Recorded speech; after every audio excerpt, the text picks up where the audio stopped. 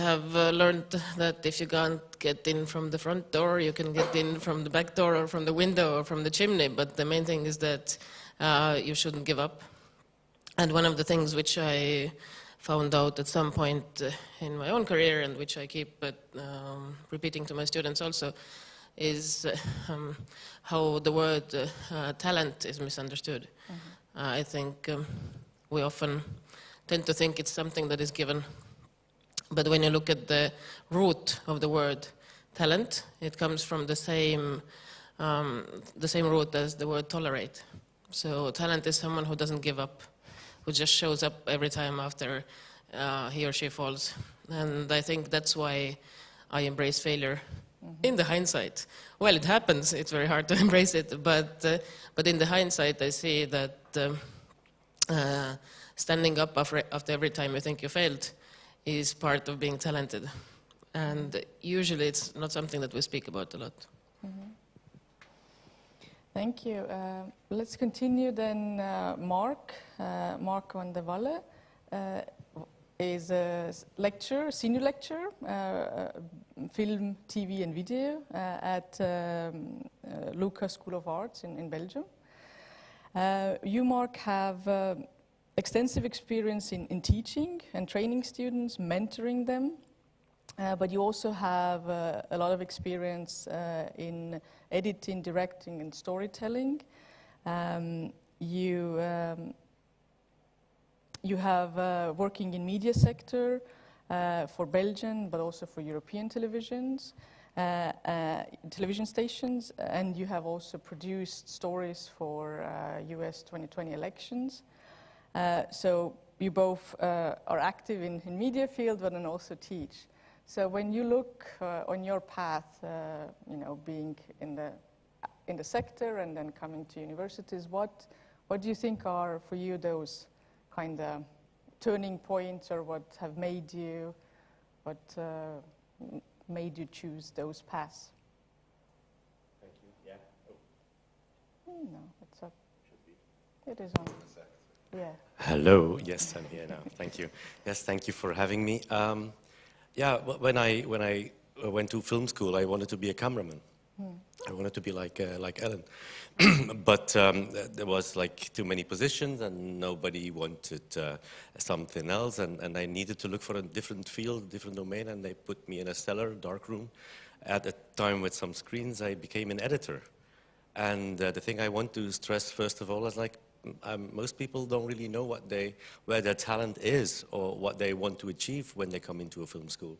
I think it's very important, and that's why I'm kind of pushing for this kind of open-minded, broad, across-domain, kind of cross-disciplinary approach in school. So people don't feel like I'm going to be a cinematographer, I'm going to be an editor. Let's find out together. Let's find out what there is in store for me. So I became an editor, and I loved to be an editor for many years, working on series, working on documentaries, working together with the director. I always felt like I had the same power, even more power than the director, because I'm the one in control. I'm pushing the buttons. He could go like, or she could go, this is something I don't want, or I do want. I was the one making it happen and telling that story. So my idea was always, I'm being paid for doing this. This is really amazing, because it's an amazing job. And you do it day in, day out, and that's something that I really cherished. And then the pivotal point was, your question, was somebody asked me, do you want to teach? I said, no way. I can, so I don't need to teach. And then, yeah, but come on, Marc, this is going to be an opportunity. And it changed my life, because the first times I stood before a class, I was trying to convey what I learned from experience and my ideas, and kind of convey this message to students is so valuable, and it's something that I got something back as well. It was not all me talking to them and giving kind of my approach. They gave a lot back as well, which I could use in my own kind of practices. So what I gained from them was so valuable, and it improved my editing, it improved my connection with directors within the media I was working for.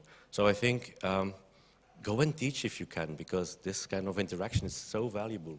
Otherwise, you're kind of stuck with crew and the relationship, a professional relationship. It's really good to have students kind of giving you feedback and kind of lifting you up in a certain way. So that would be kind of my pivotal point, starting to teach. Mm-hmm. Okay, let's introduce Katniss Cheng. Katniss is a MA student, and you are part of a shared master's program, Kino Eyes. But you also are already a producer and a production manager.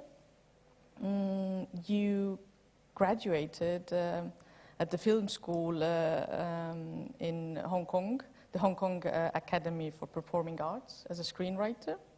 And then you started working at Keshet International Asia, leading global content production and distribution. It's a company that is leading in global content production and distribution. So, but in 2020, you started working as a freelance producer. So you also have done short films, commercials, and music videos. And your short film, Fado Menor, from your first year at Kino Eyes, was selected by 15 film festivals across 5 continents. So congratulations on that. Thank you. You have a much shorter path already, but still you have relevant turning points where you had to make decisions. You decided to become a freelancer after a while working in production. Was it hard for you? What made you to make this choice? Hi, thank you for having me. I think it's difficult because I was really lucky when I graduated from the film school in Hong Kong in 2018. I saw the distribution company, Keshet International, they're recruiting. So I was like, okay, I'm going to try it because I always want to get into the international market. Like, I know that I don't really see myself to stay in Hong Kong for long term. So I apply it. Really lucky I got to work with my general manager, Gary. He's a British guy, but he's been establishing distribution business in Asia for more than 20 years. Mm-hmm. And during the time while I was in the company, I spent a lot of time with him because in the office, just me and him, and I would just literally sit there doing my job and heard him talking to clients across the whole continent in Asia. Like this day he talked to a broadcaster from India, tomorrow he talked with someone in Thailand, the day after he talked with someone in Japan. And that's also how I got into the distribution side of the industry, and it's something that really valuable because it's not something you could learn while you're in school. It's like impossible to teach distribution because it's something that really different from the production side. So I actually didn't plan to leave the company that early, but because of some situation in Asia and my boss has some personal reason, he wants to take a break from the business. So that kind of like threw me to the market. And I was like, okay, maybe I should try to find something else.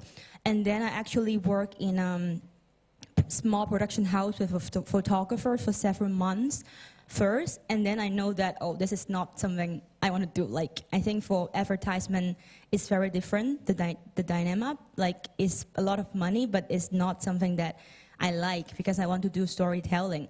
And then there are some opportunities come up as a freelance screenwriter, so I took it.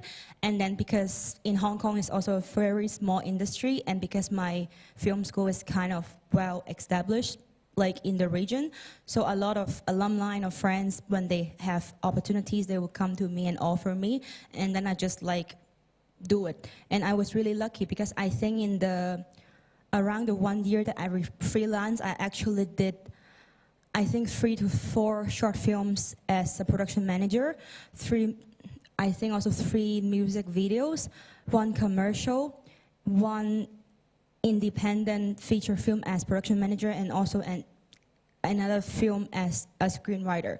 So it's not a lot of money because in Hong Kong, we don't get paid properly. We don't have nice system to protect people, but I learned a lot from those experiences. But I think freelance is something that you really need to I don't know, like, I think you really need to take the risk and to see what comes to you, I guess. Thank you. Then let me introduce you Barry Dignam. He's a film educator, manager, and also filmmaker. So you have made many multi-award-winning short films. And the names that I have written down here: Chicken, Dream Kitchen, a ferret called Mickey. Yeah. You have been nominated for a Palme d'Or at Cannes and also Berlin Bear. And your films have been presented in official selections at over 150 international film festivals. So, as an educator, you have also over 20 years of experience teaching, I assume, then film students, but perhaps also other students. Yeah, now also you have also managerial roles. So, Barry, what are your kind of key turning points or key failures, or what made you into a filmmaker and an educator? So it's always really strange to look at your career in retrospect, because it seems like there was conscious decisions along the way, that there was a plan. There was no plan. I think when you sent the email, and I was kind of thinking and mulling over it, and the kind of the ideas of talent and look kept coming into my head. And as educators, we're sort of, it's a dangerous subject. Talent is a dangerous subject because sometimes it is inherited. We don't, you know, when somebody is a really fast runner and their parent was a really fast runner, we put them in special academies because they're going to go and win an Olympic medal and stuff. But we don't like to think about that in terms of the creative arts, because we feel that everybody should be able to be talented. And I actually think everyone can. But some people are more talented than other people, and some people are more lucky than other people. But I'm not that talented, and I'm not that lucky. I'm not untalented, and I'm not unlucky, but you know, I don't win the lottery. It's not everything gets handed. So I thought back, and I'm going to go way back to kind of the middle of the 80s in Dublin, in Ireland. And if you watch like that on a movie, it's kind of cool. Now it's sort of hip with horribly ugly clothes, but you know, it seems good. It wasn't. It was grim. I went to a school where everybody was being trained to be chartered accountants, no offense to any chartered accountants, and assistant bank managers. They wanted us all to be the same, to be exactly the same. And I did not fit into that at all. But I had the nerve, myself and a friend had the nerve to go to drama school. And that allowed us to get a creative output. And that, I would probably say, saved my life in some ways. Like, not to be too dramatic, but it probably did, for many different reasons. But then it brought me through a process of where I had the nerve to do that, then I had the nerve to do auditions, and I had the nerve to go and do an audition to get into Trinity College, and I did, and I wasn't really thinking I was not quite like acting, you know, I enjoy that, it's great fun, I get to express myself. And then I got real. Because then you graduate and then you're kind of trying to get acting work. And I kind of hated that, but I then started directing, and I started really enjoying seeing people, facilitating people acting. I thought, well, the first time I did it, that I'd be jealous if they were good, but I wasn't. I was really proud. And then I went to film school and I started making some films. But that kind of instinct to facilitate other people doing stuff was always there, and the nerve to do it. So then I had the nerve to direct some films, and then I had the nerve to go to film school, and then I had the nerve to teach accidentally. I called up my old teacher and went, yeah, I've got a few spare hours a week, can you do 4 days? And suddenly I was a teacher, and then I was trying to write and teach at the same time. But I had the nerve, and I worked hard. I wasn't a hard worker in school, but I somehow weirdly developed a work ethic over the years. And now I found myself into this FilmEU thing, which is facilitating lots of different things happening. And I kind of look back and I think of that idea of luck and talent. And I think actually you could be really talented and really lazy, and nothing ever happens. But if you're not super talented or super lucky, you just have to not be scared, as Elen said, and keep trying and follow your nose and trust your instinct, but develop your instinct. Always develop your instinct. So I found myself going through different ways. And I think I created look for myself, and I created a certain amount of talent for myself. And I think for me, something like C Accelerate, to bring it into C Accelerate, is interesting if we can find tools to be more talented and to be more creative. And I think, and to fail better, to own your failure, but it not stop you from making a film for the rest of your life. And I think ideas like entrepreneurial ideas and innovative ideas, if we can translate them into creative practice, will help us be more talented and will help us be more looking and make more movies. And so that's my hope for this. I think I made a point, I'm not sure. Thank you, yeah, you did. So now we're coming to you, Manuel, Manuel José Damásio. Yeah. You're from Lusófona University. You are their associate professor and head of the Film and Media Arts Department. So you have a vast experience in consulting and production concerning several areas of the field of audiovisual and multimedia production. But you also are an author of several articles or book chapters in international peer-reviewed publications. You have been and are a principal investigator in numerous international research projects. And you are also the coordinator, but the magician also of FilmEU from the Alliance. So, Manuel, tell us about your story, how you ended up here. What are your failures or turning points? Oh, loads of failures. I would say, well, three things. The first one, I completely agree with everyone. So I think that failure is important. Obviously taking risks and sometimes doing stuff that others are not that interested in is obviously very important. I think that, and looking back at the pivotal moments in one's life, I think that the things that I remember are always related with imagining the impossible. And I think that that's the key word when we are talking of entrepreneurship. I know that people think that being an entrepreneur sometimes is being a gambler, and we have a lot of recent examples of people that are considered to be entrepreneurs that are ones that have taken a lot of risks. I actually think that that's not an entrepreneur. I think that an entrepreneur is someone that imagines the impossible, but at the same time has the ability to understand where the safety net is. And I think that that mixture between ambition and realism is obviously really important. I remember three short stories in my life where that became really important. I started my professional career doing an illegal activity. I earned some money with it. It was very nice, but it was completely illegal. So at a moment in time, I understood, okay, if I continue on doing this, I might not be going in the I was not smuggling drugs, okay, just to make that clear, but I was smuggling music, so which was in the days when there was no digital technology, it was a good business. So that was the first moment. A second moment when I understood how important it is to imagine the impossible was many years ago. I worked in what is the only activity where you actually got paid in those days in Portugal, which was soaps. And I was selling soaps, and we took the risk of selling soaps to Brazil. It's like, you know, you enter jungle and you try to sell bananas to the monkeys. It won't work. We tried and we failed. Okay, the disaster was so huge that one of the worst moments in my life was when I was in Brazil and I saw one of the Portuguese soaps that we've sold to Brazil being subtitled. And that was when I understood, okay, we have a problem, because all our business argument was we are going to sell soaps to these guys because we speak the same language.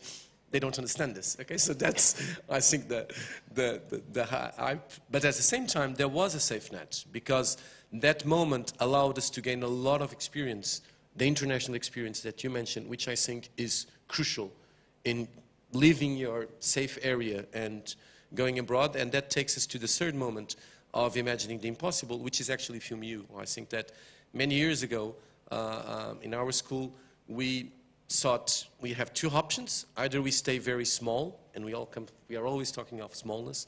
I actually think that smallness is a big advantage, because there's a moment when you have to decide, let's try and go bigger, okay? And that's, I think it's, again, the imagining the impossible with the safe net, because we all still have our own schools and our own little yards where we can say, well, we can return there, you know, and I think that that's really important. So to summarize, I would say that empowering our students is giving them entrepreneurial education, but understanding what radical creativity is in that context. And I think that as an academic, I think that the safe net is always the most important thing. You're always imagining impossible.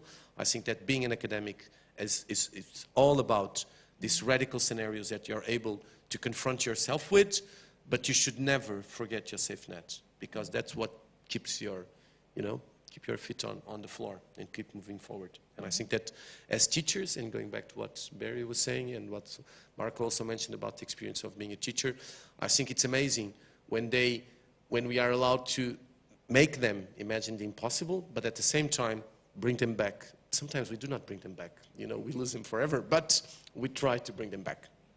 Yeah, perhaps then they will come back with the bigger circle. Thank you so much for this initial thoughts. I would like to go a bit more deeper into that. What you perhaps all actually brought up is talent given, or is it hard work, right? So you, Elen, emphasized that that there is something perhaps given, but then actually it is also, you know, the climbing back from the back door or back window. And what I heard, Barry, what you were saying was, you said it to have a nerve, right?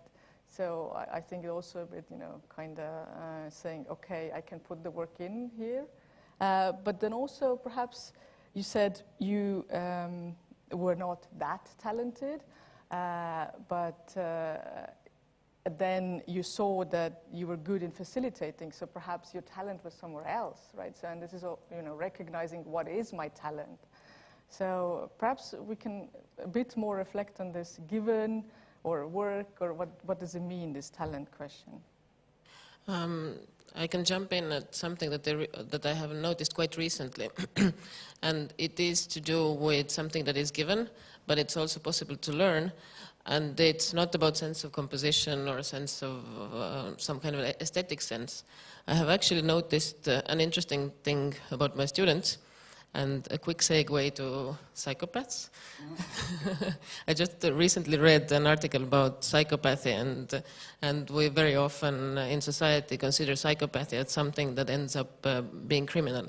But actually there are very many non-neurotypical people among us who have psychopathic traits and who don't become criminals.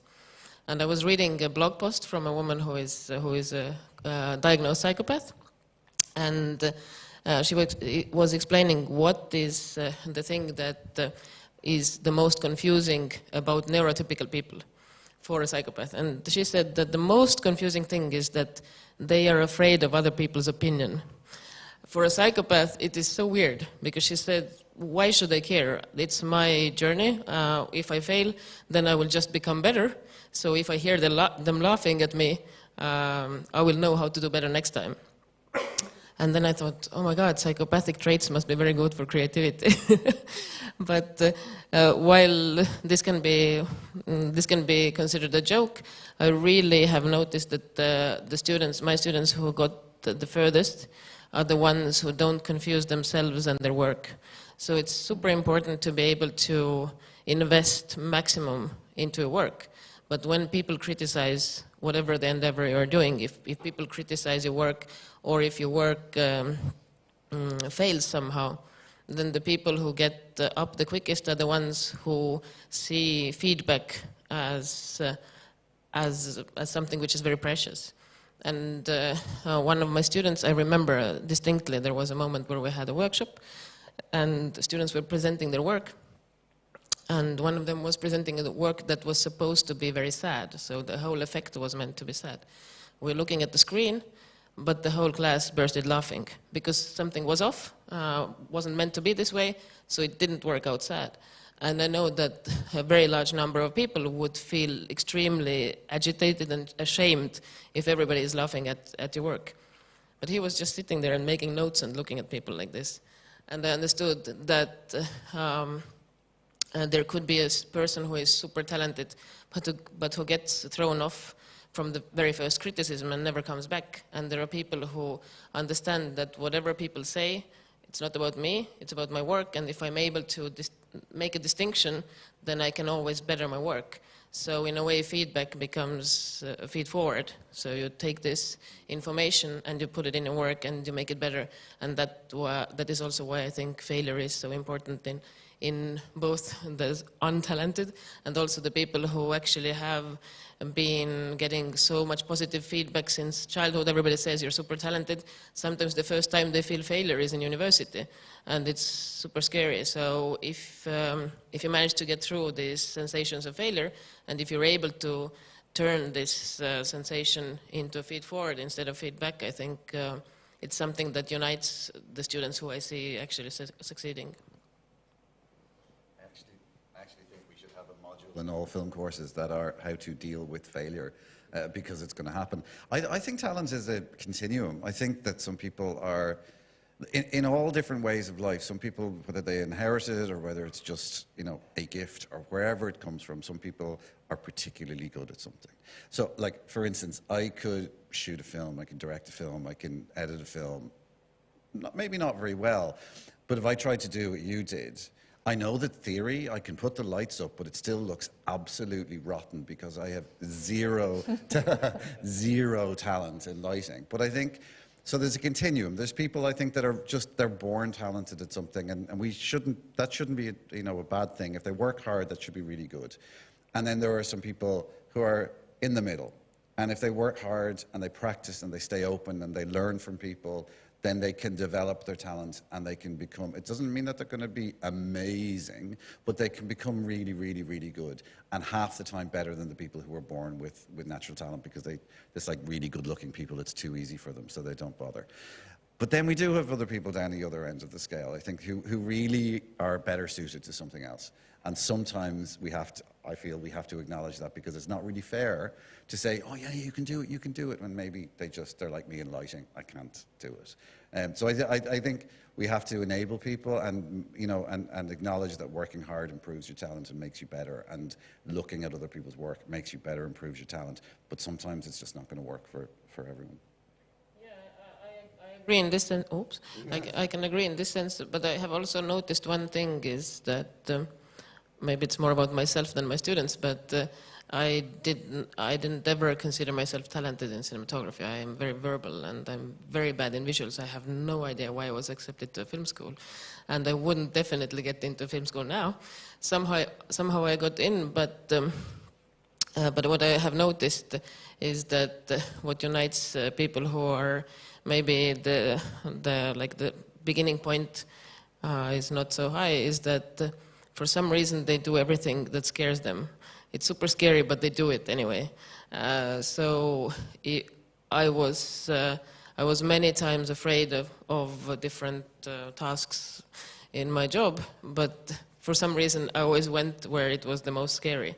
And this is part of the things where you actually start developing and your skills start developing. And until you stay in your comfort zone, then whether you're talented or not talented doesn't really matter, because you don't do anything new, you just do what you already know what to do. So we were talking now about this embracing failure and understanding where you were speaking also about the traits, like to understand who we are. But what are the ways of supporting then students in that?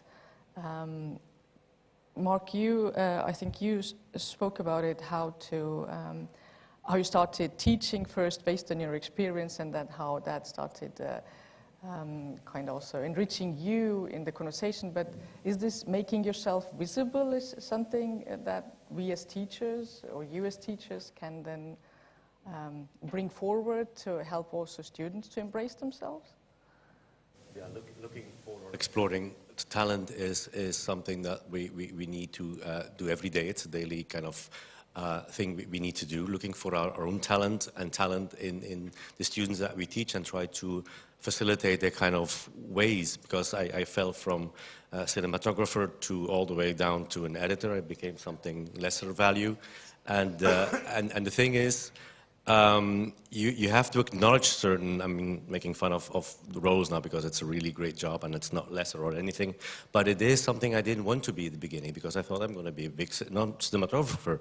I'm sure in this hall some people think I'm going to be the best thing after Scorsese or whatever, and it's not happening. So what do you do with that? Maybe you want to be first AD, maybe you want to become something else. So in my opinion, I mean, we should recognize that maybe failing forward or something would be a good way to address it, and looking for something that is worthwhile to you or what you feel is going to be good in your life, because lots of my students, they end up not being a great director, but they do something else that they do very well, and they're the first AD and they have a great way of talking to people and making them feel comfortable and making the set like a place where you want to be and want to work.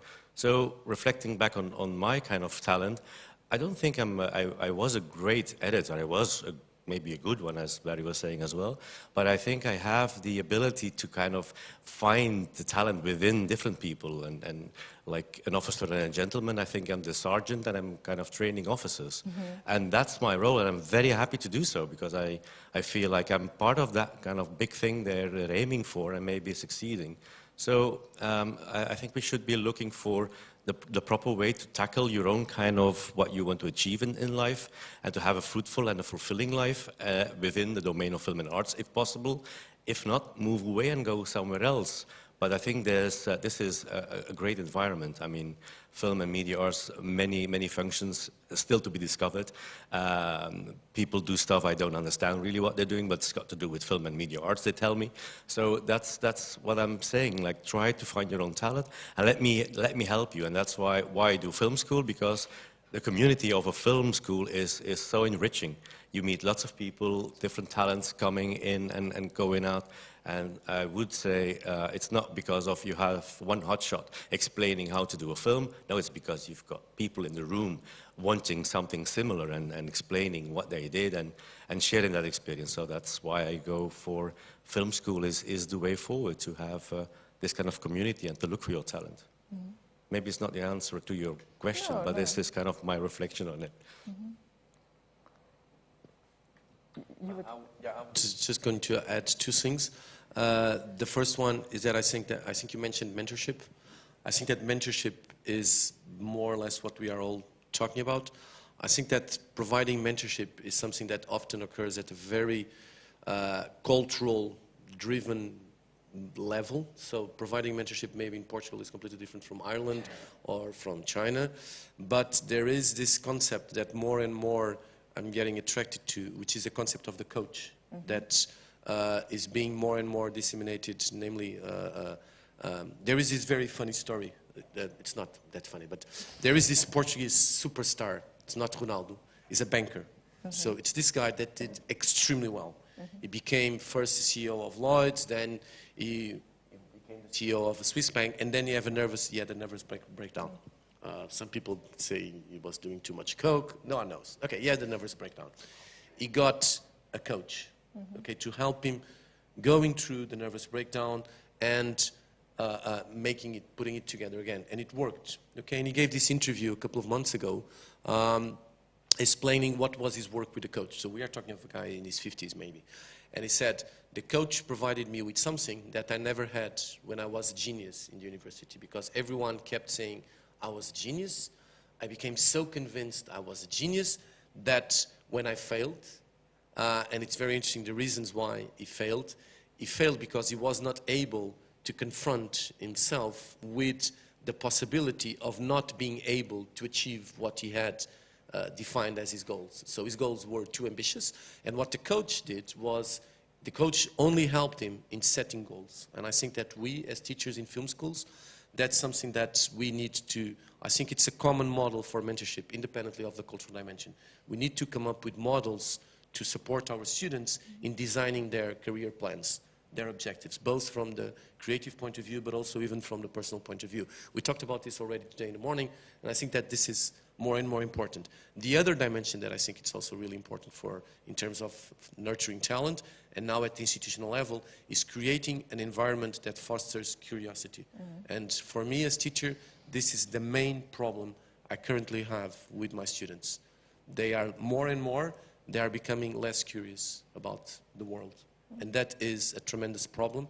And that's where, once again, I think that this international dimension that you talked about, it's so important. If we are not able to, trigger this curiosity, we will not be able definitely to train anyone to become a talent. I think that's, for me, that's core. And it's really difficult. And I think that the two things are intertwined, this coaching process and triggering curiosity. I would jump in also with this understanding where in the learning process your students are and supporting them in where they are at. So what we know from learning theories, we know that learning can be divided into 4 distinct stages. So usually the first stage is something which is called unconscious incompetence. That's the first year in film school. You come into the film school and they're like, well, I got in, so obviously this should be easy. Now they're going to teach me. So this usually doesn't last very long. It's a nice place to be. After this, it becomes scary because the next stage is conscious incompetence, where they become aware of what they don't know. And it is such a scary place to be. And they feel that I don't know anything. And the more they learn, the more they feel that they don't know anything. And this is a phase which you have to help to push through because it is scary, it is confusing, and it very often puts students back from experimenting. And then if they push through it, then the next level is something which is called conscious competence. So you are more or less competent. You do need some help sometimes. You look up a manual or you ask a friend or sometimes you check your notes, but it's not fully automatic yet. It hasn't become your gut feeling. You base your decisions on something, but you already have a path in front of you. And the last stage, which is usually feels like a bliss, is the unconscious competence, where if you go through the same phases when you're learning to drive. At first you're like, how hard can this be? Then it's like, oh my God, it's impossible. Then it's like, turn, okay, I can drive. And then next stage is you're driving and talking and making plans at the same time. And what very often happens is that when guest lecturers or sometimes even the school teachers, when they are in this last phase, they forget how hard it is to learn. That's most common with driving teachers. So they yell at you and they're like, why did you do this? And you have no idea why you did this. So I think as a teacher you have to be humble. You have to remember you were in a place where all these things were confusing. You didn't understand. It might be easy for you to say, yeah, you should have a wide shot here and this and that there. But the student needs to arrive into this conclusion through her or his own truth. And with this, if you are humble, and I personally believe that the only difference between me and my students is the year I was born. So when they are my age, they should be teaching, they could be teaching, and I see them as my future colleagues. I never think that the reason that I'm a teacher is that I'm somehow smarter or better. It's just I'm in a position where I can help someone else to climb the same fence which I climbed. And I think it's really important to remember the stages of confusion in order to be empathetic with your students. And sometimes what I have noticed is when you're coaching or teaching or lecturing or tutoring, it is very easy to tell to the student what they have to do because you know how it will be better. So it's very easy to, do this, but a good teacher needs to be able to endure to look at something which doesn't work and needs to let the students try. Otherwise, what happens very often, for example, in acting schools is that the best acting teachers, who are considered the best acting teachers, are actually very good directors. So they come in, they direct the acting students perfectly, they put up a lot of plays which all look fabulous, but the students haven't learned anything about acting. They have learned that this person is an authority and I should trust what they say. But what we need to do is we need to give the students understanding that my truth came from my experiences, and part of it is embracing the failure, teaching them how to embrace the failure, and also encouraging them to experiment. As you said, the curiosity is part of wanting to try and wanting to experiment. And since I grabbed the mic, and I'm not going to give it away just for a second, I want to show an image, if it's possible. This is an image, this one. So it is from a study. Something which is called the NASA creativity test. So NASA ordered test for divergent thinking years back for their own engineers, to recruit new engineers, because engineering also needs creative thinking. And this creativity test is a little bit like an IQ test, so we can argue with this, but it shows more or less the divergent thinking abilities. And the researchers became curious. They wanted to see what happens if we run this test in a general public, not only the NASA engineers. And what turned out when we look at, so in this test it's a 100 score, so somewhere up from 95 is something which they call creative genius. And when you look at the score, you can see that 98% of 5-year-olds are creative geniuses, and the 2% of the adults are creative geniuses. So there is a flip that happens during schooling, which in a way makes sense, because some things which are creative when you're a 5-year-old are not okay in society. So we do go through the schooling because we become more normatized with the society. But our task as teachers in higher education is to bring back this ability for divergent thinking, because we see that any kind of regular schooling kills divergent thinking on the outset. If it really is only 2% who maintain the ability to think outside of the box, then we have a lot of work to do in order to keep them curious. I would ask you, Katniss, also to kind of jump in. There was a lot of talk about failure and embracing failure. And how do you feel like in your study phases? Was there anything that helped you to do that, or any methods that you were given? Perhaps not, but perhaps you can reflect on that. And the curiosity question, perhaps also, if you can think about it, what has helped you to tap into curiosity? Okay, I think for failure, I do agree that, because I still remember while I was working on it's like I have several like main failure situations that immediately came up in my head. If you ask me, what is your most failure experience? I did remember that. Like I remember one time I was on set, and it's an independent feature film. I was the production manager, but the rundown of that day, it's really messy. It ran really bad. The director was so mad at me, and I think he wanted me to leave the set. And I was like really upset about the whole situation.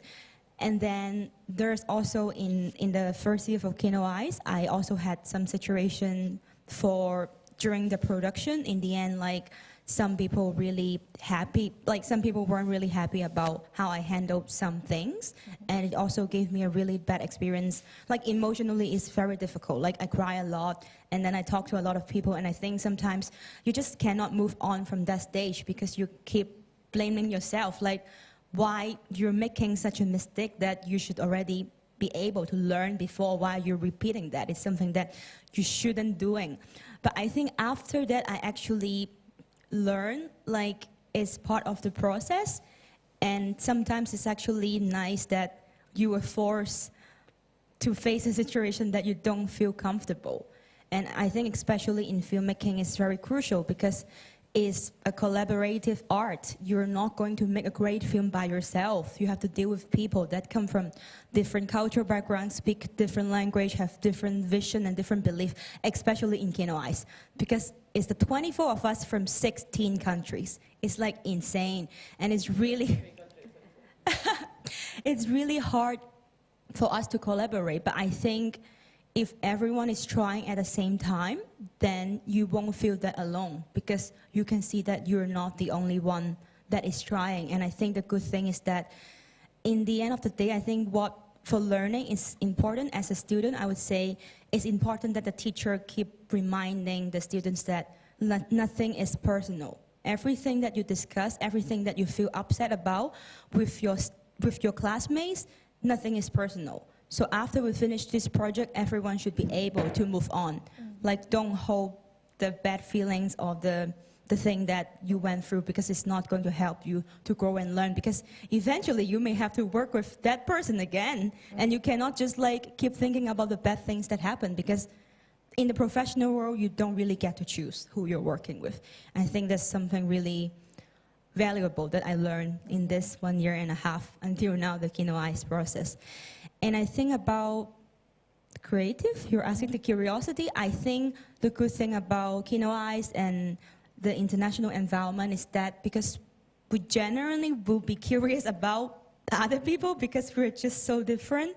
Like when they talk in their own language, you really don't understand, but that generally gives you the curiosity. You want to know what they're talking about in their language. Maybe you want to learn something in their language. And I think this kind of interaction is why it's so amazing that we like the program a lot.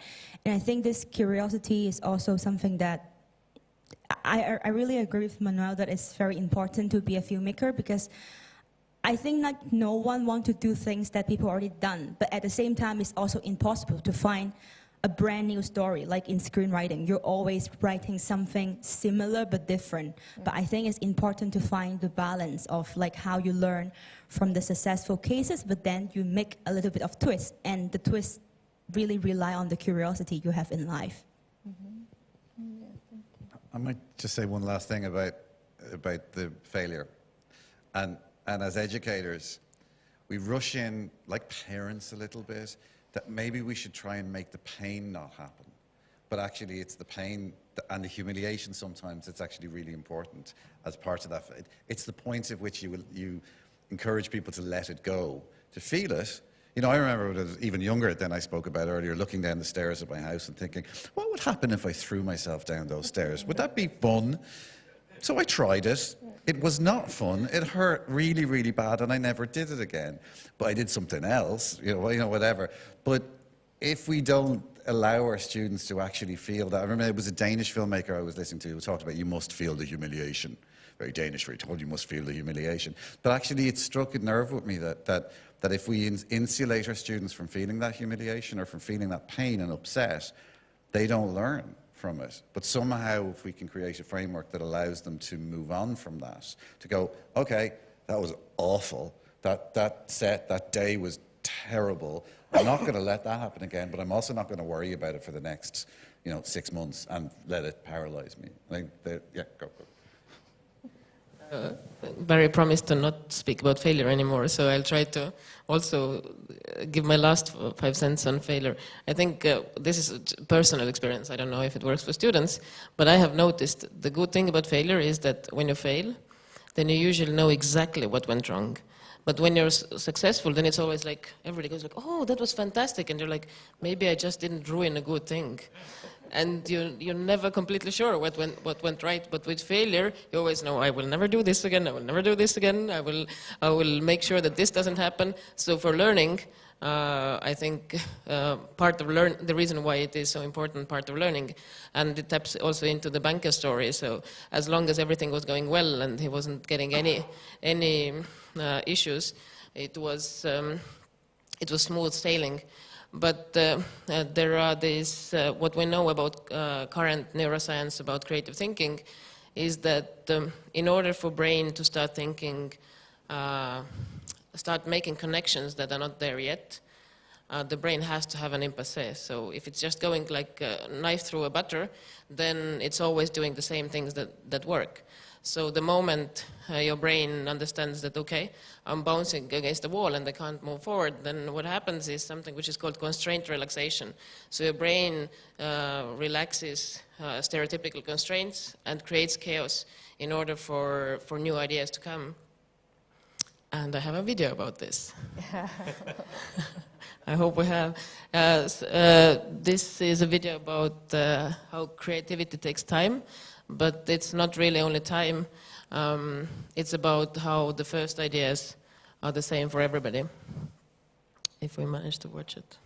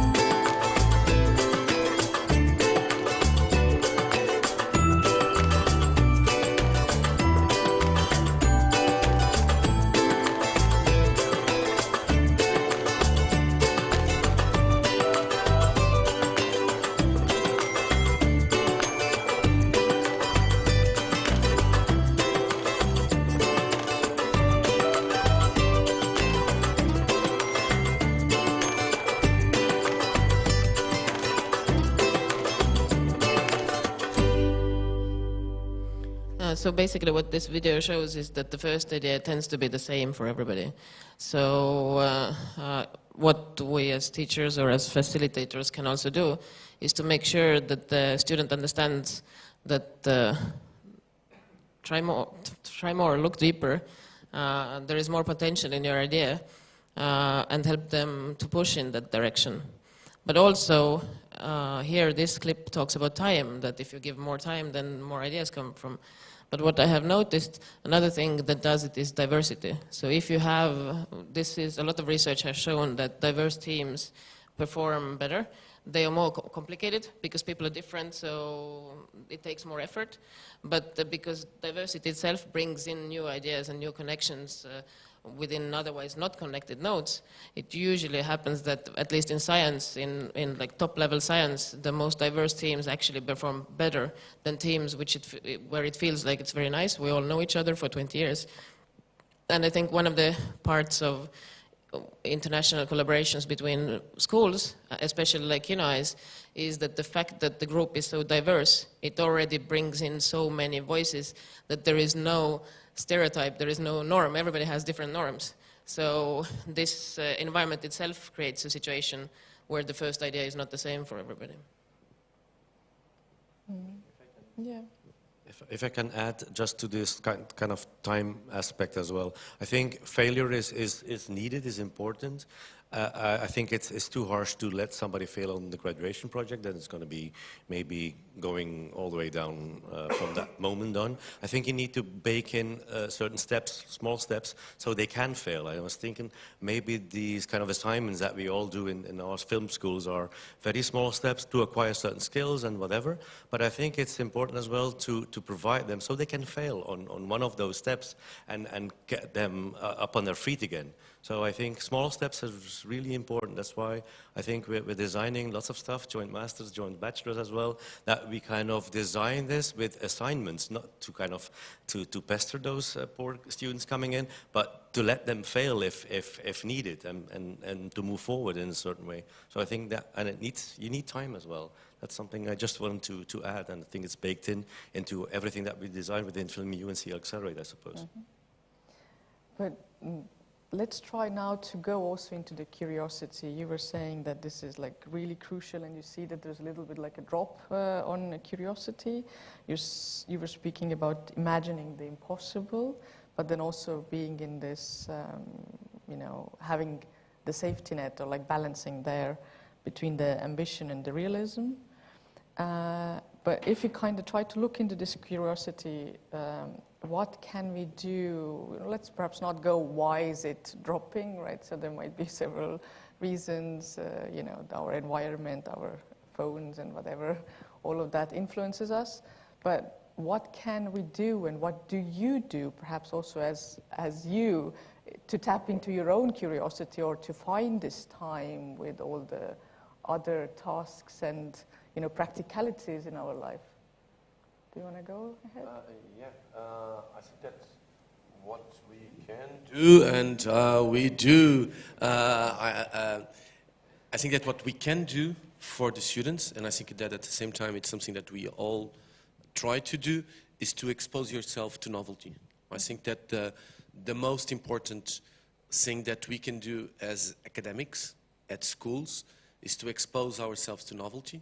And for instance, in the case of C Accelerate or similar projects that we are now involved in, that has a lot to do with promoting dialogue with people in completely different disciplines. Elen just mentioned the case of neurosciences. I tend to think that film needs to intersect a lot more with business, because it's something that is utterly important in terms of the development of the sector as a whole inside the cultural and creative industries. But we know of some of our students, they might not have the talent, but they bring in an added value, which is something that I also like to put in parallel with talent. What's the added value they bring in? And in many cases, at least in my own experience, the added value they bring in is the knowledge about a field that might not sound at all relevant, but if you go a little bit deeper, it's very, very important for the development of your future work. And I think that interdisciplinarity is something that we all need to do in order to foster that curiosity. So that would be my first 2 cents on that. The second one has to do with stupidity. I think we all need to be a little bit stupid sometimes. There's nothing wrong with being a little bit stupid. I think we all are at certain moments in our lives. And that drives a lot of curiosity because it confronts you with possibilities that you had never imagined, with things that, oh, well, I had never done this because I thought it would be a little bit strange that people would watch me do that, so why am I going to do it? But I think that we need to take that risk of not failing, the risk of being stupid, the risk of doing something awkward. And I think that that really drives curiosity, because then you've passed the barrier and, oh, I've done this. It's not like throwing yourself down the stairs. But similarly, so I think that those two things, being exposed, crossing the comfort zone, going out of your comfort zone, and daring to do things that you would not normally do because you would feel uncomfortable about doing that. And just to give an example, and then I'll shut up, I think that one thing we can do with our students is to promote activities that are teaching activities, but that occur outside of the classroom. For me, that's one of the main stupid things that we can do. And I'm not sure if you have this experience. Most students do not like to do it because the classroom is their comfort zone. So if you take them out of the classroom, but it's still a teaching activity. It's not like a day trip. It's not, no, it's still a class. It's a proper class, but it will occur outside of the classroom. And for some reason, that was the way that supposedly they taught in Greece. They would walk around, and I think that we need that. We need to do that stupid thing of walking around with our students while teaching. And we don't do it because we also, as teachers, the classroom is also our comfort zone. So for me, that's a very good example of the stupidity in action. I can tell you... What happened then? It's a disaster. I did it 2 weeks ago with a class of 140 students. I lost almost half of them in a garden. I think that they are still alive, but the ones that stayed until the end, it was actually a very, very interesting experience. I also think sometimes we have to lie to them, because I was talking about vegetables earlier, about we all know we need to eat our vegetables, but we don't like eating our vegetables. So sometimes, so if you say we're going to do this module, it's about, giving you curiosity, making you more curious. Just going to go, not interested. I'm not going to be forced into doing that. But sometimes you just have to say it's something else. We're doing this art project, or we're doing, we're going to read all these newspapers to come up with a story or something, but actually you're really just getting them to read the newspaper, or to go look at poetry, or to go to a different part of the city that they've never been in before and come back with a portrait. But actually what you're trying to do is get them to move out of their comfort zone. If you say it, sometimes they'll just ignore you. Yeah, I agree, and that's why I have what's the saying, tooth to pick? No, something to pick. I have a bone to pick with this curriculum description that talks about learning outcomes, because I think you cannot teach creativity with learning outcomes. If the learning outcome is that the student should surprise me, or it's okay if he or she doesn't surprise me, I cannot describe it as a learning outcome, but what I can quite specifically say is the process. And I agree that doing stupid things in a way, also I think what is really detrimental for curiosity is taste. So if you have a good taste, it's very bad. And I always try to make my students embrace an understanding that your taste, it's okay, but it gives you a position where you can say, well, I want to do art house films, and all these entertainment films are just boring. They're easy to do. Or, this art house is boring. It's easy to do. I want to do real entertainment. So if you put yourself in a position of a taste, it means that you underestimate what you don't want to do. You think, oh, it's so easy to do these blockbusters. It's not easy. It's super hard. So if you respect everything that you don't like, it becomes you start embracing things that are stupid. Just now I showed in my film class to my students that it's a serious class, but we were watching Toy Story, because Toy Story has so much to teach about structure. And if you think, well, it's a kid's film, I'm not interested in it, or it's just some kind of Hollywood film, I'm not interested in it, then you kill your own curiosity and you actually box yourself into being super smart. And I think being okay with being embarrassing and being okay with looking at things that you don't like at the first point is super important. And also another thing is that everything that we do is based on experiential learning. So you have to experience. You cannot learn it by looking at slides in a classroom. Even if this experience is just walking, this experiential cycle where you do something and you reflect upon it is so important because it grows so many skills that are needed at the same time. And I agree, sometimes we do say that something is for something else, but we really just want them to fail in order that we could speak about about the next stage. But I think that if there is this idea, for example, that it's borrowed from my grandfather about chess playing. If you don't know anything about chess, then it looks a bit interesting. There are some like horse-shaped things, but it's not really super interesting. It's a bit boring, but people seem to like it. If you learn the first rules, then it might become a bit interesting. The more you play it, the more interesting it becomes. The better you are at chess, the more interesting it is for you to play, and also the more interesting it is for you to watch others. And you start really cherishing if someone does a really good move. But the last stage of this kind of best kind of professional taste, which is not a bad taste, which is an acquired taste, is when you start appreciating the moves that they don't do, that you know already so many rules, which by definition means that you have to know the rules in order to break them. Otherwise, if you don't know them, then you're just stumbling randomly. Can I just add? There's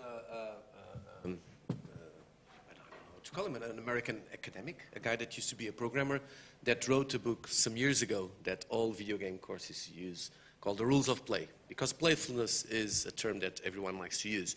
And it just released a book. I'm not sure if it's already available on hard copy, but it's already available digitally, called The Rules We Break. And because after many years of working in the business, namely in huge game productions, what he understood was that the good games in the franchise, because all the video game industry is about franchise, the only ones that actually worked were the ones that were able to stay inside the franchise but break the rules. And if we look at Black Panther, it's the wonder that, I'm not defending Marvel here, but what makes Black Panther and the Marvel model so interesting is that they are able to break the rules but stay inside the franchise. And that's really hard to do.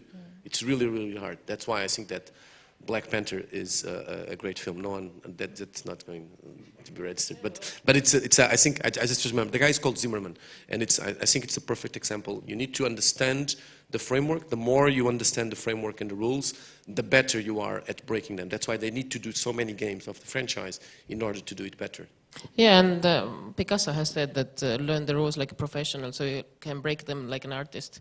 And the reason why we need to give them experiences is that this is the way you learn the rules, not by someone showing you slides, but by experiencing. And there is this understanding of we need to be similar enough that we understand each other, but we need to be different enough that it would be interesting. So if it's too similar to something that I already know, then I know exactly where it's going to be. If it's too unfamiliar, I have no idea what it is. So there is a sweet spot between breaking the rules and playing with them in a way. So in a way, you're saying that this, breaking the rules is also tapping into the creativity. Yeah? But what I heard here, or how I see it or interpret it, is that you need to practice something many times, right? So you need to become a professional in something in order also this, let's say, talent or creativity to flourish in a way, right? So you can just, foster creativity or, be curious about something, but, also this what you were speaking about chess, right? So, you know, I know the rules, and then, you know, then I start noticing what is not there, and then, you know, I can start, you know, breaking something or not doing something. So it's, for me, it's also about building habits, or about this, okay, how do I make myself to become a professional? How do I make myself to get up every day, show up, and do the hard work to get there? Yeah. Because I don't fully agree with that. Okay. I'm not at all a fan of the learn by doing and repetition model. I think that there's Elen's video is a manipulation, because those kids are motivated. So if you give them the 10 minutes, but they are not motivated and they are not in an environment where they know and there's a common understanding of the goal, give them 3 hours and you'll have exactly the same drawings than in the 10 seconds. So I think that just repetition, it's not enough. So there are some schools that are really good at training people via repetition. They become very good professionals, but with a very limited scope of creativity. But they are very good professionals. Some of them are very talented. And they learn by repeating over and over and over. And you have that in a number of fields, not only in film, but in other fields. Do we need to have the motivation? I'll try and give you I think you definitely need to have the motivation. I think that all of us are consumers. Some of us have studied marketing. I'm always trying to convince my students that they will get a 20 in my class if every Sunday they dress there, because in Portugal people go to supermarkets with their sports clothes on. It's this stupid habit, okay? And I'm always telling them, this Sunday, dress your sports gear, go to the supermarket, look at all the linear, and for any product, try to define the positioning, why is that product in that position, what's that price, how are they communicating the product, blah, blah, blah, blah, blah, blah. But you are motivated as a marketeer, not as a consumer. Because they go to the supermarket every week, their parents ask them, they have to survive, so they go and buy food. So they repeat that often, but the way they do that repetition is completely different. So I think that it's exactly the same thing with our students. We all hope that our students go to theater a lot. Some of them don't, but that's not enough. It's not enough to go there and sit on the theater and watch the film. It depends on your motivation and your ability to understand the framework, and then you will look at that film in a very completely manner. So just that goes to say that I'm utterly against this idea that learning by doing is the way to go. I think that all our educational system is becoming obsessed with this idea of learning by doing, and it's not sufficient. There's more to it than just learning by doing. For instance, I'm a true believer that we need the critical side. We need, because that's what drives the motivation. It's not just the doing. If it's just the doing, become a consumer. Go to the supermarket every day. You just go there. And that's it. Elen wants to... Yeah, I agree that it's the nature of repetition, something which I have been really curious about for example, in our BA program, is that I try to build this like a spiral program where you, in a way, you repeat, but the assignment becomes more and more complicated as you progress, and then you put a bit of chaos in it also. So repetition in itself is not enough, because repetition does not sustain motivation. If you just keep repeating, then students feel that it's more interesting outside. So, but I think also as you said, the framework, what it can be that for specific assignment, it could be that the student is not specifically motivated because they might not understand this assignment yet. So we might give them assignments where they don't understand what they're doing yet, but then the framework is that they need to trust the system. So they need to trust the teacher, and they need to, or the educator, and they need to trust that this group, what we're doing here, I just have to do it because I will find out on the other side why I was doing this. And this is something that I think is the task of the teacher, to keep them motivated in this sense. You might learn without having a goal, but you have to get to a goal at some point, and then you can reflect upon it. And speaking about Danes again, I was once talking to one Danish film school teacher, documentary teacher, and asking what is this very specific method that you do with your students, and the group is very, very small. It's, I think, like 4 students, which is like an incubation. It's not really teaching. And he said, and I said, so how do you tell them the rules if you give an assignment? And he said, no, we don't give any rules. We don't teach them. I said, okay, interesting. So what do you do?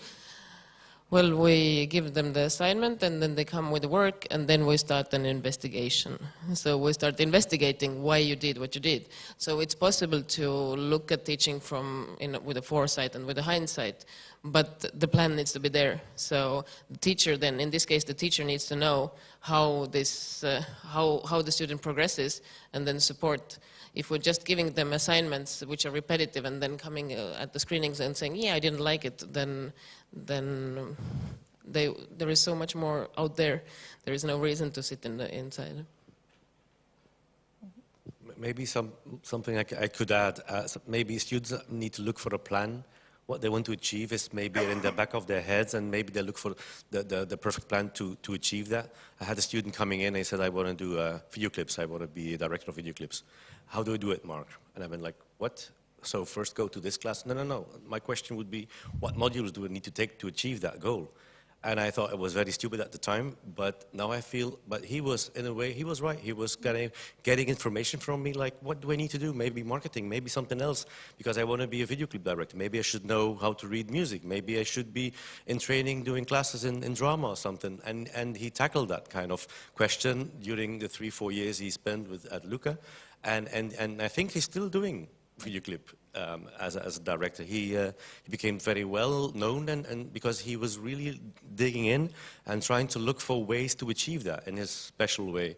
So I think we can offer anything we want, but students need to kind of look for their own way and path, and I'm hoping FilmEU and C Accelerate and beyond will be providing that, so we don't put people in a box and say, this is what you need to do for me now. Please look for your own kind of way to achieve something. So is this something that we should also kind of do more consciously, kind of help them to find their motivation or their plan? Yeah, I think that was one of the key elements in my kind of introduction as well. Like, let them come in and find their own talent and way to achieve it and talk to us. Let us be kind of a mirror and some kind of reflecting board, and we give our opinion, but I'm not the only one with the truth. There are different people, talk to people, and if you want to achieve that goal, talk to people. And he even said, and then I'm going to shut up, is where do I need to go on exchange for Erasmus, because I want to be a video clip. And he was looking, he had a plan. He was really looking into, not because it's sunny, because he knew some people came out of that school doing what he wanted to become in a way.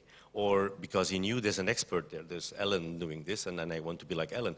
I mean, this is kind of what he was trying to achieve through his plan, his own kind of plan. We didn't push it on him. He kind of went through it, and I just received a mail today with another question. I'm kind of looking forward to his question. That's why I just remembered. Can I just add? Yeah. Can I just go in relation with that, because I think that what you're describing, well, actually, what I think we are talking about is the concept of incubation applied in the context of, let's call it, creative schools. Because the talent will emerge if it's properly nurtured, but it needs to be guided, but it also needs to have the freedom to discover. I think that the challenge comes afterwards. So I think that this concept that we've been discussing in the context of C Accelerate, of project-based incubation, so because it's a collaborative effort, so you need to create an environment that supports the team. That's the safe net that I think that schools must provide. And what we know from research across different startups environments in Europe is that that's relatively easy to do for specific types of business, but it's extremely complex to do for other businesses. I was just looking the other day at some results from startups in incubators of startups in different Southern European countries, and it's really interesting that most of the purely tech-driven incubators didn't do that well. The ones that so far are doing tremendously well are the ones that are focused on top science, mostly biotech and related with farming. And the reason is really very simple, apparently. It's because there, the incubation system is based on teams, not on this genius guy that just did the engineering school and has a grand idea. I'm not sure if it's an example or if these figures are also applicable in the context of the creative industries, because at the same time, what we know from incubators in the domain of the creative industries in most European countries, namely in the south of Europe, which is where I know the figures better, is that often there is this misleading idea, and what is called an incubator for the creative industries becomes an incubator for tech companies that produce something that is vaguely related with the creative industries. So I think that this concept of incubation, what is to incubate a person, but also a business, is a really tricky one when we do that next stage, that the process in itself is really, I think that this beginning we all agree on. The next level is much more complex. Yeah, I agree. I think, and there is a crucial point that we don't tackle very often because we cannot, our hands are too short, but what happens after school? And what is the bridge from the school to your own path, whether it's entrepreneurship or it's just surviving as a creative person? I think it is something that there is kind of, there is a whole industry is not yet interested, but the school has hands off and says, well, they graduated. And a director I worked with on a film, he used to study in a film school in Stockholm in the 70s, and he said that the education was fantastic. He loved it. They were there for 4 years. He knew everybody. He knew everything what to do. He was progressing. Everything was good. And when he graduated, he closed the door behind him, and he had no idea where to go. He was like, so, Stockholm, where do I go now? Film career. I'll just add something, because I think that's where all this becomes interesting. Not sure if you all know the figures, but the figures are horrible in Europe. Very recent figures from the EU show that in film and audiovisual, it takes someone, for instance, in most European countries, and specifically in Portugal and Spain, 10 to 20 years to make a life on their own. So this means that our graduates from 20 years ago are still living with their parents, working once a month, twice a month. So I think that tackling this challenge, this problem, this gap that you just talked about, is crucial in terms of the well-being of our societies, or will be ending up with a generation of very creative people that still live with their parents, nothing against living with the parents, but that still, and that are frustrated because they are not able to live in an autonomous manner. And this is really a challenge. And the other thing is that one of the consequences of this is that these people will move really fast to what they think is the dreamland that will provide them with solutions for this gap in their lives. So yeah, I think that you're absolutely right. The problem is that's why they don't want to leave school. We have this problem with some of our students, they just keep on returning. You know, they think they're gonna, oh, you're here again. And so, we need to find solutions to get rid of them.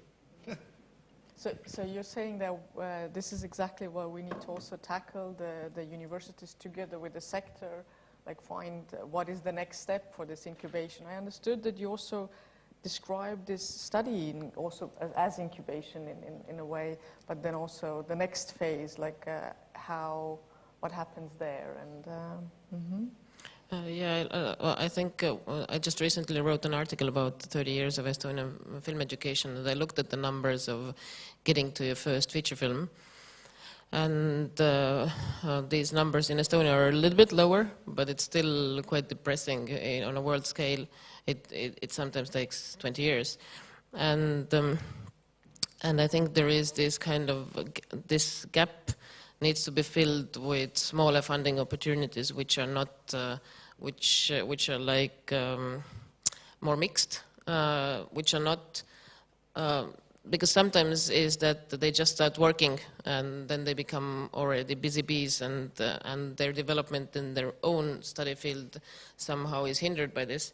I think there needs to be much more opportunities for young filmmakers to do, when we're talking about film, but I think in other fields also, to do films or products, depending on what they have learned, which are less risky, they cost less, for the state or whichever the funding system is in the specific country. They are not such a big risk, but the return is so much bigger because these people get to do. And for example, in Estonian film industry, when you look at the differences between theater directors and film directors, theater directors are directing all the time. When they have a failed project or something doesn't go so well, they're already doing the next thing. But an Estonian film director waits for 7 years to do a next film, and during these 7 years, this pressure of somehow performing grows bigger and bigger and bigger. And I think this is what is, I would say, return of investment is better in small-scale funding, which is meant specifically for newcomers. We know the I think that most of us know the and we need to get rid of our preconceptions. I think we all know the Polish recent success story, and it's incredible. So Poland had a change in political terms, so that led to a change in culture. So the government decided that they would start funding films that would promote morale and the Polish way of life, and they did a lot of them. They spent a lot of money, but at the same time, the independent art house that had lived in there very quiet, all of a sudden had to do for their lives, and all of a sudden they did Cold War, they did Aida, they did Corpus Christi, they went to the Oscars, and those films made a lot more money. Corpus Christi did 10 times the return on investment than the most expensive Polish film ever, which is something horrible called 365 Days, which is horrible, shot exactly in the same months. And so I think that opportunities also come out of creating these incubation models, maybe for art house films, maybe for something else. So yeah, it definitely has to do with that, with the changing in the business model. I mean, it's a bit terrifying if you look at it from a kind of a macro governmental EU-wide level, that we invest so much money. We are paid to teach, and we invest so much money in students that might not deliver on that for 20 years. We have got to change that. That can't be a statistic that holds. Yeah, it's a lot of work ahead of us, and jointly we can tackle that. I'm looking at the time, I'm very aware of time. Is there a question from audience that is like burning? There is a commentary.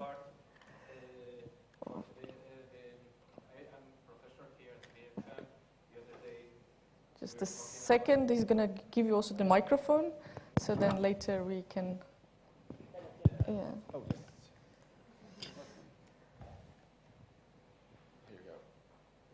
I was saying I am professor and filmmaker here at BFM, no? And the other day we were reading in our the commentary of our film institute, no? Saying like, well, we have 3 people graduating every year as a directors in the country, no? And it's like, okay, we are actually having 15 people graduating.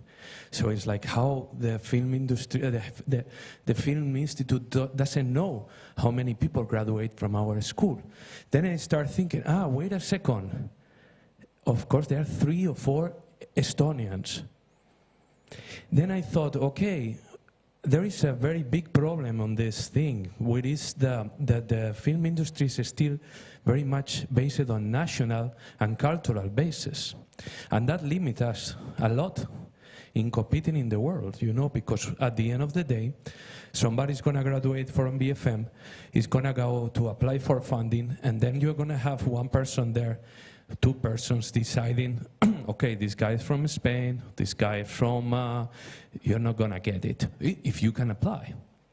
So there is a big problem because we have people from all over, you coming from the startup world, coming to Estonia and working in Tallinn, being from the United States, and supposed to be the culture with the film industry that's supposed to be the most open, most artistic, and most open-minded becomes the most conservative industry in our countries, because only it can be accepted ideas that are coming from the country and rooted in the culture. It becomes ultimately conservative instead of ultimately open. You know? So I think that's something that is kind of a bottleneck. This is something that limits us in competing with other countries like the United States, which doesn't matter if you are from New York, and it's worrying. It's really worrying because I think we're living in the globalized world, no? So we have to start thinking in talent, and also how can I go to work in Portugal if I am as a Spanish director or writer? I'm never gonna get the chance to get funded there, right? I can jump in on this topic because actually the article that you mentioned had even bigger mistakes because it's not 3, we graduate 6. So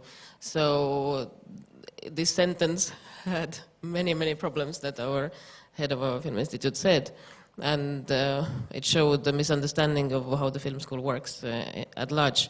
But one thing which I have been thinking about, this topic is very interesting, and it's of course culturally specific to Estonia because Estonians are super closed, but in a way it's connected to also all of my international students who go to a completely new place and they try to integrate in the industry. They face similar struggles, and one of these epitome of this struggle was that a cinematographer from New York came to visit Estonia some years ago, and she was considering moving here. And she asked me, she contacted me and she asked me, so where do I go when I want to meet people? And I was like, you send messages to other people? And they realized something which the pandemic has really even added another layer to it. We have become so digitalized, but that there are, for example, in Estonia, there are almost no events where actually film people gather, events which are not the premiere, because you don't go networking on a premiere, but events which are not specifically networking events where you put people on tables and they have to pitch their story, but just events where people can physically meet and see what the industry is doing. Maybe we have I think we have a Christmas party once a year, but that's more or less it. And I felt it was really strange because the question was straightforward. She came from New York and she said if I was in New York I would go in that place and that place and that place. I understood that we're so digitalized we don't have the place anymore. Even the school is empty most of the time because so many students are studying online, not in a film school, thank God, but many schools. So I think one of the things that project like this can also do is to facilitate the possibility that people actually come together and they see each other and they make acquaintances. And all of these networks which are already existing in a specific country, which are reinforced by mutual connections and personal connections, can open up wider and facilitate new people coming in. I think just to take your point specifically, I think there's a certain amount of scale in this. So maybe 15 years ago in Ireland, you would only get Irish movies made. And you know, if you blew up one particular church in the middle of Donnybrook while there was a funeral on, the entirety of the Irish film industry would go. It was so homogenous, it was so closed in. But actually now, when you look at the output of the films that are funded by Screen Ireland, you know, there's films shot in Cuba, there's films shot in the UK, there's films shot in Estonia, there's, you know, and the names of the filmmakers do not sound like they grew up in Donnybrook in this tiny part of South Dublin. So I think there's a certain amount of scale involved that as countries scale up a little bit, that opens things out a little bit, I hope. I could be wrong, but I hope. Okay, so on that hopeful note... what we need is more parties, was what I was trying to say. More parties are good. Yeah, more parties are good. We need to also go and start socializing outside this room. And we have days to come also and years to come to work on making creativity blossom in Europe and film blossom. I want to thank all the discussants or panelists, Elen Lotman, Marc de Walle, Katniss Cheng, Barry Dignam. Very good. And Manuel Damásio. So thank you, the audience, wherever you were, and have a good evening in Tallinn.